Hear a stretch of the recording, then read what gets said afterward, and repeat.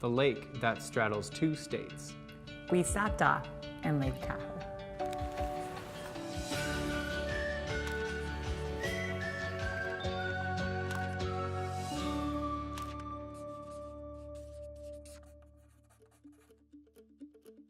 On our final drive out of Yosemite, the park had one last surprise for us.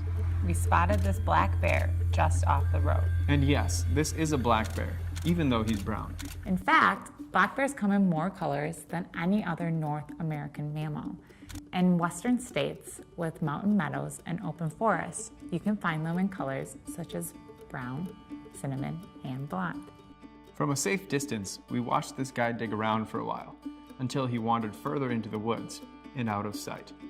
The next day, we continued venturing north, making our way to our next destination, Lake Tahoe. But first, we decided to pop off in Placerville, California, aka Hangtown.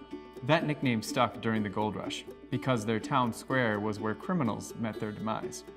Further down the road, we popped by Jack Russell Brewery, a beautiful little stop on a hot, sunny day. Tasty brews and a great beer garden for cornhole, where I beat Shawn to take the California Cornhole Crown. It's unnecessary information, but we are back on the road with plenty of daylight to make it to Lake Tahoe. Now, Lake Tahoe isn't a national park, but we were too close to this famous lake to not stop. After a solid night of sleep, we were up early to check out Emerald Bay, a national natural landmark on Lake Tahoe's southwest corner. It's also a state park, a beautiful playground where many flock to boat, kayak, and swim.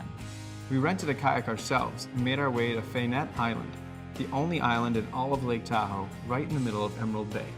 At the peak of this little island are the ruins of a tea house constructed by Mrs. Laura Josephine Knight. In 1929, she also built Viking Shalom, a 38-room mansion on the shore of Emerald Bay. Now owned by the state, this mansion can be toured daily. Surrounded by mountains and cold water, this bay is the perfect way to spend a summer's day.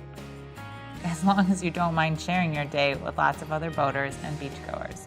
After we had our fill of the water, we made our way back to the city because we heard of a great sunset hike that isn't known to many tourists. A short drive into a neighborhood just outside of the city of South Lake Tahoe, we found the trailhead to Cave Rock. A quick mile or so hike and we found ourselves with an incredible panoramic view of Lake Tahoe.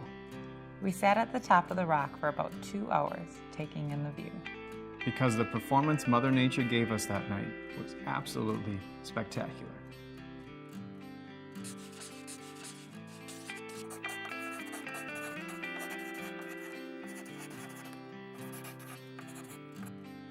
If you like checking out Lake Tahoe with us, make sure to subscribe.